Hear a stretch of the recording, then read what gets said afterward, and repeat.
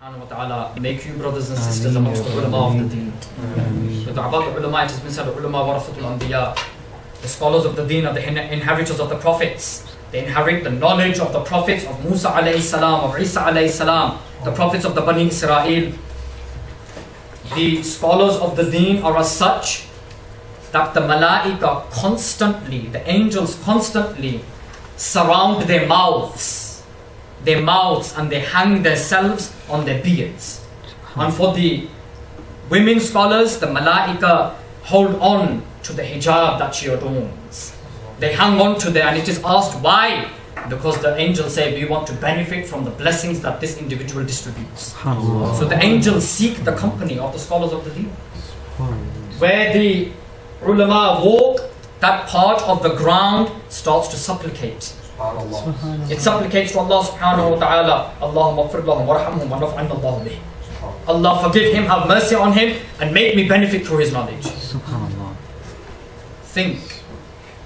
But an individual who does not become a scholar in their lifetime, but they strive to learn the deen, they will benefit in the same way, inshallah. They benefit. Look how you benefit by, just by going out and learning the deen. We think, and kids who go to madrasa, snotty little kids, right? Clip you around the ear, I'm going to slap you up, boy. These kids, do you know what they're doing? Do you know what they're doing? Do you know what's happening to them at that particular time? Let me give you one narration. I heard this from Sayyidina Shaykh Qari Abul Kalam Sahab Rizvi, Hafidhullah Ta'ala Anhu. I must have been about 13 years old at that time. And Allah subhanahu wa ta'ala protect and preserve that Shaykh and make us benefit through his knowledge, inshallah. This was at the time, it was close to the time after my father had passed away. And I had a lot of questions in my mind at that time. I was 9 years old when he passed away. And for the next 3 or 4 years or so, I had a lot of questions in my mind. I kept going up to my ustad, my teacher, and I kept saying, why has my father died? I'm only 9 years old. I can't even do things myself. And there's 5 of us. And the oldest one amongst us is 13. There's a lot of twins amongst us, amongst my siblings. The oldest one is 13, I'm 9 years old. My mother, what is she to do? How is she supposed to feed us and what, this, that?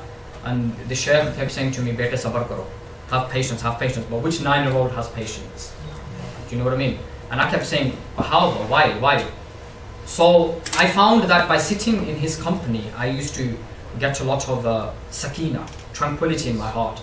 So even when it wasn't madrasa time, I used to run to the house of my teacher and I just used to sit there in his kitchen. And he'd say to me, Beta kya kar rahe ho? There's nothing to sit in it. Sitting. So I tried to spend time in his company. And when I was about 13 years old, this was during the time of one of the texts that we had covered, and it was a graduation ceremony. And it was during that ceremony that he told us this story. He said that there was one man who was being punished severely. He had died and he was being punished severely in his grave. Severely. Adhab upon adhab upon adhab. Though he was a believer, but he was a sinner and he did not do tawbah before he died.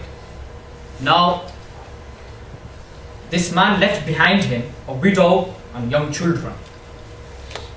That young child of that man, it was the time for him to start madrasa. I believe in the Pakistani tradition, you can tell I've spent a lot of time with Pakistani people. In the Pakistani tradition, you have Bismillah Khani. Do you still do this? Maybe not in the UK. Bismillah Khani is, the first day the child goes to the madrasa and learns the tasmiyah. Bismillah ar-Rahman ar-Rahim.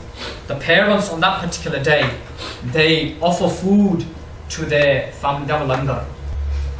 Right? They offer food to their family and friends as a form of thanks to Allah subhanahu wa ta'ala that our child has started to learn the sacred deen. Bismillah Khani, they call it. So this child went to the madrasa, and as he walked into madrasa, Allah subhanahu wa ta'ala's mercy started to expand. When he sat in front of the teacher, the mercy expanded more.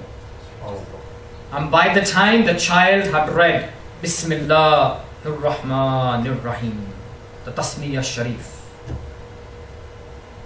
Allah subhanahu wa ta'ala's mercy had expanded to the extent where we cannot imagine it.